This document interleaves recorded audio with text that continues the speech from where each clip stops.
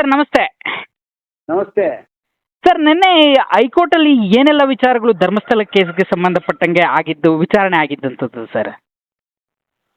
ನೋಡಿ, ಅವರು ಧರ್ಮಸ್ಥಳದು 3/7/2025 23/8/2025 ಕರೆಕ್ಟಾಗಿ ಹೋಗ್ತಿತ್ತು.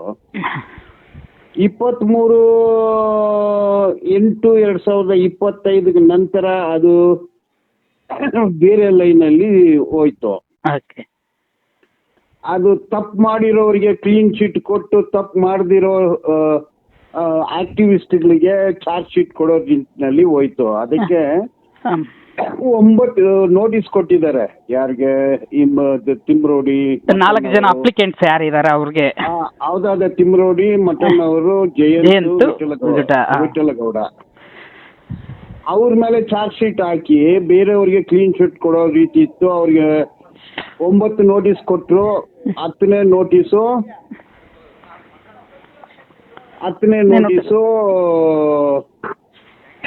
ನೀವು ಬಂದಿಲ್ಲ ಅಂದ್ರೆ ಬಂಧಿಸ್ತೀವಿ ಅಂದು. ಆದ್ರೆ ಅವ್ರನ್ನ ಅರೆಸ್ಟ್ ಮಾಡಿ ಜೈಲಿಗೆ ಕಳಿಸ್ಬೇಕು ಅನ್ನೋ ಉದ್ದೇಶದಿಂದ SIT ಕೆಲಸ ಮಾಡಿದ್ರು. ಅದಕ್ಕೆ ಅವರು ಹೈಕೋರ್ಟಲ್ಲಿ ನೋಟಿಸ್ ಕಾನೂನು ಬಾಹಿರವಾಗಿದೆ, ಅದಕ್ಕೆ ತಡೆ ಕೊಡಬೇಕು ಅನ್ನೋದು ನಂಬರ್ 1. ನಂಬರ್ 2, FIR ರಿಜಿಸ್ಟರ್ ಮಾಡಿದೆ ತಪ್ಪಿದೆ. ನಾನ್ ಕಾಗ್ನಿಸಬಲ್ ಅಫೆನ್ಸ್ ಅಲ್ಲಿ FIR ಮಾಡಕ್ಕೆ ಹೋಗ್ಬಾರ್ದು, ಅದಕ್ಕೆ ಪ್ರೊಸೀಜರ್ ಫಾಲೋ ಮಾಡಿಲ್ಲ, ಅದನ್ನು ತಪ್ಪಿದೆ. ಮತ್ತೆ ಅದು ಏನೆಲ್ಲ ಸೆಕ್ಷನ್ಸ್ಗಳು 23/8/2025 ಒಂದು 9 ಸೆಕ್ಷನ್ ಆ್ಯಡ್ ಮಾಡಿದ್ದಾರೆ. ಅದು section 215 and section 379 of BNSS ಆ ಕಾನೂನಿಗೆ ವಿರೋಧವಾಗಿ ಮಾಡಿದ್ದಾರೆ ಅನ್ನೋದೆಲ್ಲ ಹಾಕಿ ನಾವು ಪೆಟಿಷನ್ ಹಾಕಿದ್ವಿ. ನ್ಯಾಯಾಧೀಶರು ಕೇಳಿದ್ರು, ನೀವು ಯಾಕೆ FIR ರಿಜಿಸ್ಟರ್ ಮಾಡಿದ್ರೆ, ಅದು ಕಾನೂನು ಬಾಹಿರ ಅಲ್ವಾ ಅಂತ ಕೇಳಿದ್ರು.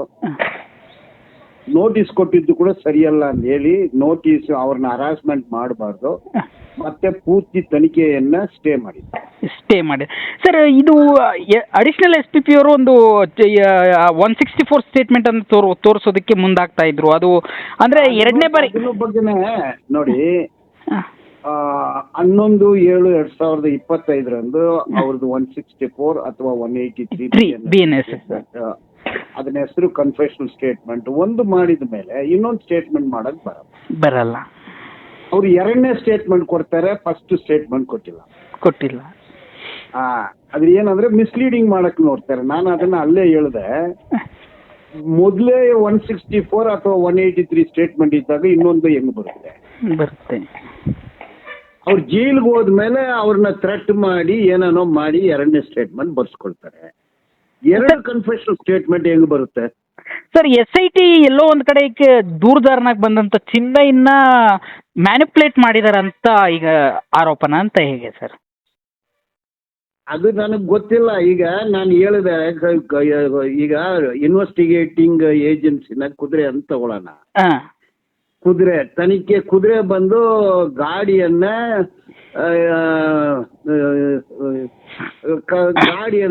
ಎತ್ಕೊಂಡು ಹೋಗ್ತಿತ್ತು. ಮುಂದೆ ಕುದುರೆ ಇತ್ತು, ಹಿಂದೆ ಗಾಡಿ ಇತ್ತು.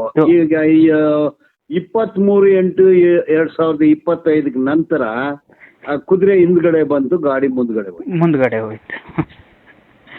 ದಾರಿ ತಪ್ಪಿಸಿದೆ ಅಂದು.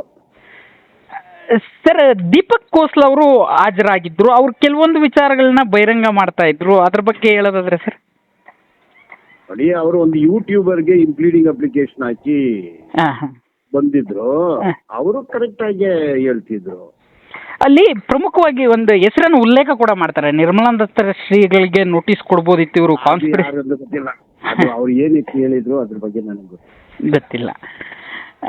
ಸರ್, ಇದು ಏನಾಗ್ಬೋದು ಸರ್? ಯಾಕಂತಂದ್ರೆ ಇವರು ಮೊದಲನೇ ಏನು ದೂರು ದಾಖಲಾದಂಥ ಸಂದರ್ಭದಲ್ಲಿ 164 ಅಥವಾ 183 BNSS ಏನು ದಾಖಲು ಮಾಡಿದ್ರು, ಅದನ್ನ ತೋರಿಸದೆ ಈಗ 2ನೇ ಇದನ್ನ ಇಟ್ಕೊಂಡು ಇವರು ಹೋರಾಟಗಾರರನ್ನು ಬಂಧನ ಮಾಡೋದಕ್ಕೆ ಪ್ರಯತ್ನ ಪಡ್ತಾ ಇದ್ದಾರೆ ಅಂತ ಹೇಳಿ ಮಾತುಗಳು ಕೇಳಿ ಬರ್ತಾ ಇರ್ತಕ್ಕಂಥದ್ದು. ಎಲ್ಲೋ ಒಂದ್ ಕಡೆ ಪ್ರಕರಣ ಸಂಪೂರ್ಣವಾಗಿ ದಿಕ್ಕು ತಪ್ಪಿದೆಯಾ ಅಂತ ಹೇಗೆ ಅಂತ? ಅದಕ್ಕೆ ನಾನು ಹೇಳಿದ್ದು, ದಿಕ್ಕು ತಪ್ಪಿದೆ.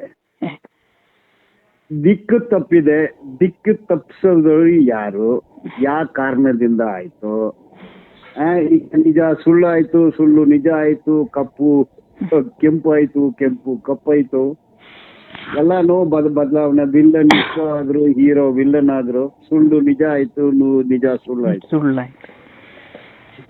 ಉಲ್ಟಾ ಸೀದಾ ಆಯ್ತು, ಸೀದಾ ಉಲ್ಟಾ ಆಯ್ತು. ಒಟ್ಟಾರೆ 50 ವರ್ಷದಿಂದ ಅಲ್ಲಿ ಪ್ರಾಣಗಳಿಗೆ ನ್ಯಾಯ ಸಿಗ್ಲಿಲ್ಲ. ಸರ್, ಈ 4 ಜನ ಅಪ್ಲಿಕೆಂಟ್ಸ್ ಏನಿದ್ದಾರೆ ಇವರಿಗೆ ಒಟ್ಟು 9 ನೋಟಿಸ್ ಕೊಟ್ಟಿದ್ರು. 10ನೇ ನೋಟಿಸ್ 24ನೇ ತಾರೀಕು ಬರಬೇಕು ಅಂತೇಳಿ ಕೊಟ್ಟಿದ್ರು. ಅದಾದ್ಮೇಲೆ ನೀವು ಕೋರ್ಟ್ಗೆ ಅಪೀಲ್ ಬಂದಿರ್ತಕ್ಕಂಥದ್ದು. ಆದ್ರೆ ಈ ಟೈಮಲ್ಲಿ 9 ಬಾರಿನೂ ಹಾಜರಾಗಿದ್ರಲ್ಲ ಈ 4 ಜನ. ಹೌದು, ಹಾಜರಾಗಿದ್ರು. ಸರ್, ಇವರು ಆರೋಪಿತರು ಅಥವಾ ಇವ್ರು ಕೊಟ್ಟಿರ್ತಕ್ಕಂಥ ಹೇಳಿಕೆಗಳು ವಿಟ್ನೆಸ್ ಅಲ್ಲ ಇವರು, ಮತ್ತೆ ಅಕ್ಯೂಸರ್ಸು ಅಲ್ಲ. ಆ ಸಂದರ್ಭದಲ್ಲಿ ಇವ್ರು ಕೊಟ್ಟಿರ್ತಕ್ಕಂಥ ಹೇಳಿಕೆಗೆ ಸಂಬಂಧಿಸಿದಂತೆ ಯಾರಿಗಾದ್ರೂ ನೋಟಿಸ್ ಮಾಡಿ ವಿಚಾರಣೆ ಮಾಡಿದೆಯಾ SIT? ಯಾಕಂತಂದ್ರೆ ಏನು ಈ ಪ್ರಕರಣದಲ್ಲಿ ಕೇವಲ ಯಾರು ವಿಟ್ನೆಸ್ಗಳಾಗಿ ಅಥವಾ ನಮ್ಮ ಇದ್ರ ತನಿಖೆ ಮಾಡಿ ಅಂತ ಬಂದವ್ರ ವಿಚಾರಣೆಗಳೇ ಆಗಿರೋದನ್ನೇ ನೋಡ್ತಾ ಇದ್ದೀವಿ. ಹಣ, ಅಧಿಕಾರ ಎರಡೂ ದೊಡ್ಡದಾಗಿದ್ರೆ ಕಾನೂನು ವ್ಯವಸ್ಥೆ ಏನು ಮಾಡಕ್ಕಾಗೋದಿಲ್ಲ. ಈ ಕೇಸಲ್ಲಿ ಪ್ರೂವ್ ಆಗುತ್ತೆ. ಸರ್, ಈಗ ನಿಮ್ಮ ಹೋರಾಟ ಅಂದ್ರೆ ತಾತ್ಕಾಲಿಕ ರಿಲೀಫ್ ಕೊಟ್ಟಿರ್ತಕ್ಕಂಥದ್ದು 12ನೇ ತಾರೀಕು ಮತ್ತೆ ಹಿಯರಿಂಗ್ ಬರುತ್ತೆ. ಆಗ ಇದು ಒಂದು ಈ ಚಿನ್ಮಯ್ಯ ವಿಷಯದಲ್ಲಿ ಮಾತ್ರ ಇದು. ಇನ್ನ ಆನೆ ಮೌತ, ಅವನ ತಂಗಿ ಕೊಲೆ ಕೇಸ್ ಇದೆ, ಪದ್ಮಲತಾ ಕೊಲೆ ಕೇಸ್ ಇದೆ, ಈ ರಿಪೋರ್ಟ್ ಹಾಕಿದ್ದಾರೆ. ಅದನ್ನ ಇದುವರೆಗೆ ಹ್ಯಾಂಡಲ್ ಮಾಡಿಲ್ಲ. ಈಗ ನಾವು ಸರಿಪಡಿಸ್ತೀವಿ ಅದನ್ನ. ಸರ್, SIT ಈ ಒಂದು ವಿಚಾರನ ಬಿಟ್ಟು ಅಂದ್ರೆ ಏನದು ಕ್ರೈಮ್ ನಂಬರ್ 39/2025 ಅನ್ನು ಹೊರತುಪಡಿಸಿ ಬೇರೆ ಯಾವ್ದ್ರ ಬಗ್ಗೆನೂ ತನಿಖೆ ಮಾಡಿದ್ಯಾ ಅಥವಾ ಮಾಡ್ದಂಗೆ ಇಲ್ಲ ಅನ್ಸ್ತಾ ಇದೆ ಸರ್ ಸೋ ಫಾರ್? ಇಲ್ಲ ಅಂತ ಕಾಣ್ತಾ ಇದೆ. ನಿನ್ನೆ ಅವ್ರು ಹೇಳಿದ್ದು SIT ಇವ್ರು 4 ಜನರ ಮೇಲೆ ಚಾರ್ಜ್ ಶೀಟ್ ಹಾಕ್ತಿವಿ, ಅವ್ರು ಹೋಗಿ ಬೇಲ್ ತಗೊಳ್ಳಿ ಅಂತ ಹೇಳಿದ್ರು. ಅಂದ್ರೆ ಏನರ್ಥ? ಅಂದ್ರೆ ಇದ್ರ ಬಗ್ಗೆ ಮಾತ್ರ ತನಿಖೆ ಮಾಡಿ ದೂರು ಕೊಟ್ಟಿರೋರ್ ಮೇಲೆ ಸಾಕ್ಷಿ ಅದಕ್ಕೆ ಚಾರ್ಜ್ ಶೀಟ್ ಹಾಕ್ತಿವಿ, ಅವ್ರು ಹೋಗಿ ಬೇಲ್ ತಗೊಳ್ಳಿ ಅಂದ್ರೆ ಈಗ ವಿಸಿಲ್ ಬ್ಲೋವರ್ಸ್ ಮೇಲೆ ಹಾಕ್ತಾರೆ. ಇವ್ರು ಏನ್ ಕೊಲೆ ಮಾಡಿದಾರ, ಊಟ ಹಾಕಿದಾರ, ಅತ್ಯಾಚಾರ ಮಾಡಿದೆ, ವಾಟ್ ಅಲಿಗೇಷನ್? ಏನ್ ಅರ್ಥ ಅದು? ಯಾರನ್ನ ಫ್ರೀ ಮಾಡಿದ್ದಾರೆ, ಯಾರನ್ನ ಬ್ಲಾಕ್ ಮಾಡಿದ್ದಾರೆ? ಸರ್, ಇನ್ನೊಂದು ಪ್ರಮುಖವಾಗಿ ಅಂದ್ರೆ ಇಲ್ಲಿ ಒಂದಷ್ಟು 2 ಸ್ಪಾಟಲ್ಲಿ ಮರ್ಜರ್ ಆಗ್ತಾ ಇರ್ಬೇಕಾದ್ರೆ, ಉತ್ಖನನ ಆಗ್ತಾ ಇರ್ಬೇಕಾದ್ರೆ ಮೂಳೆಗಳು ಸಿಕ್ತು. ಅದಾದ ನಂತರ ಬಂಗ್ಲಾಗುಡದಲ್ಲಿ ಒಂದಷ್ಟು ಸಾಲು ಅಸ್ಥಿಪಂಜರಗಳು ಸಿಕ್ಕಿರೋದ್ರ ಬಗ್ಗೆ ಮಾಹಿತಿ ಇದೆ. ಇದೆಲ್ಲದರ ಬಗ್ಗೆನೂ ಎಲ್ಲೋ ಒಂದು ಕಡೆ ಕನ್ಕ್ಲೂಡ್ ಏನೂ ವಿಚಾರಗಳಿಲ್ಲ. ಬಟ್ ಷಡ್ಯಂತ್ರ ಮಾಡಿದ್ರು ಅಂತಂತೇಳಿ ಏನು ಮಾತುಗಳು ಕೇಳಿ ಬರ್ತಾ ಇತ್ತು, ಅದೇ ನಿಟ್ಟಿನಲ್ಲಿ ತನಿಖೆ ಹೋಗ್ತಾ ಇದೆಯಾ ಅಂತ ನಿಮಗೆ ಬಿಡ್ಬಿಡ್ತೀವಿ. ಈಗ ಕೋರ್ಟ್ ಅಲ್ಲಿ ಅವರು ಕ್ಲಿಯರ್ ಆಗಿ ಹೇಳಿದ್ರು, ಬೇರೆ ನಾವು ತನಿಖೆ ಮಾಡಿದ್ವು ಹಿಂಗಾಗದೆ ಏನು ಹೇಳಿಲ್ಲ. ಇವ್ರು 4 ಜನರ ಮೇಲೆ ಚಾರ್ಜ್ ಶೀಟ್ ಹಾಕ್ತಿವಿ, ಬೇಲ್ ತಗೊಳಕ್ ಹೇಳಿ ಎಂದು ಸಬ್ಮಿಟ್ ಮಾಡಿದ್ರು.